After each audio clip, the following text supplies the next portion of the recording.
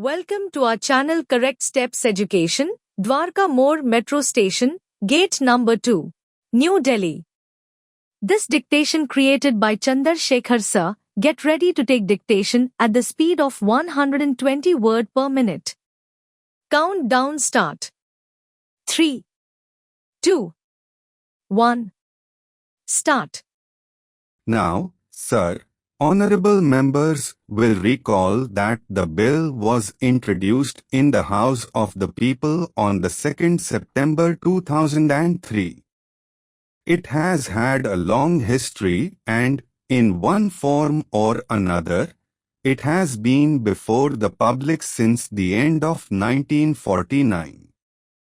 In the Statement of Objects and Reasons, the various stages through which the bill has passed since 1946 have been summarized, and I need not recapitulate on this occasion the circumstances in which the then Government of India took the decision in early 1946 to initiate an inquiry into the reform of our company law.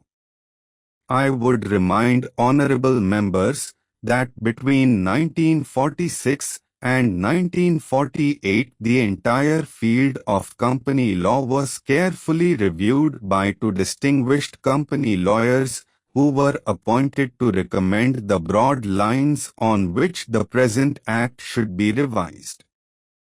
Their recommendations were examined in the then Ministry of Commerce, and certain tentative departmental views which emerged were circulated in a comprehensive memorandum to all recognized trade and industrial associations, bar associations, the high courts and the state governments.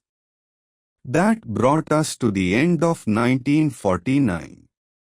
Many representations on this memorandum were duly received from chambers of commerce, trade and industrial associations, state governments and the general public.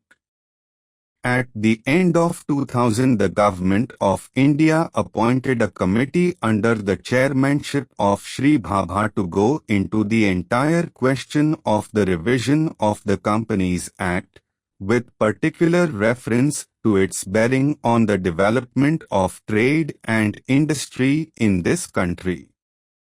This committee examined a large number of witnesses in many parts of the country and submitted its report in March 2002. This report again was circulated to all state governments, chambers of commerce, trade associations, high courts and many other bodies.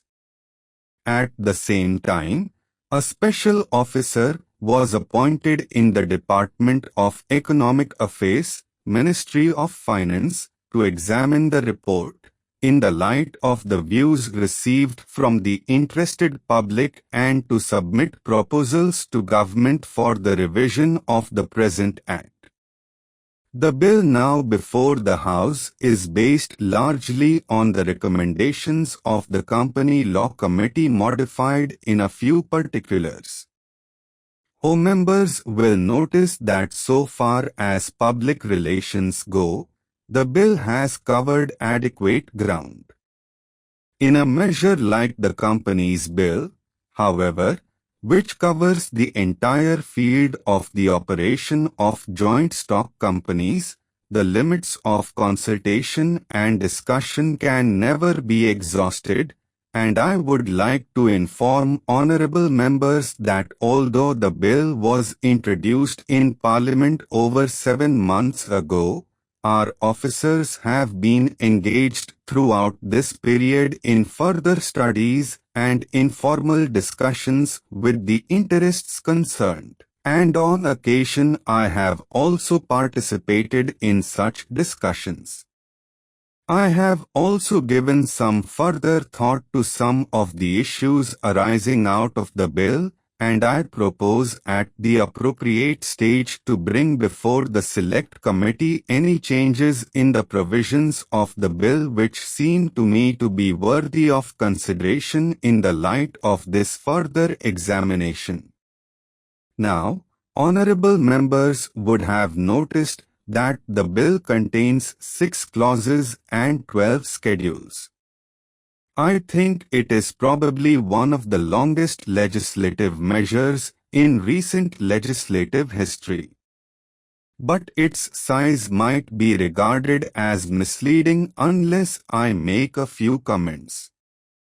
The bill is both, one must remember, a consolidating and amending measure. As mentioned in the Statement of Objects and Reasons, this is the first opportunity which has occurred since 1923 for the consolidation of the Companies Act.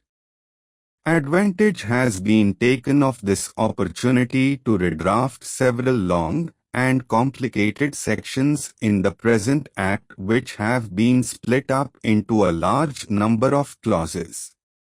This is the largest single factor accountable for the increase in the number of clauses in the bill. New clauses embodying substantial changes in the present law would hardly constitute more than a small fraction of the bill. I would also draw attention to the structural changes in the bill to which a reference has been made in the Statement of Objects and Reasons. The redraft of the bill and the rearrangement of the existing chapters in the Companies Act in a more logical order have, I think, resulted in a noticeable improvement in the form of the bill, and I hope will facilitate better understanding and appreciation of the scheme. I wish that the Act which came into effect long ago was implemented properly. I know that the minister here is very earnest in implementing it, but unfortunately his colleagues at the state level are disappointing him. Unfortunately, no steps have been taken for trimming or toning up the administration at the state level and at the district level. They have to be taken immediately.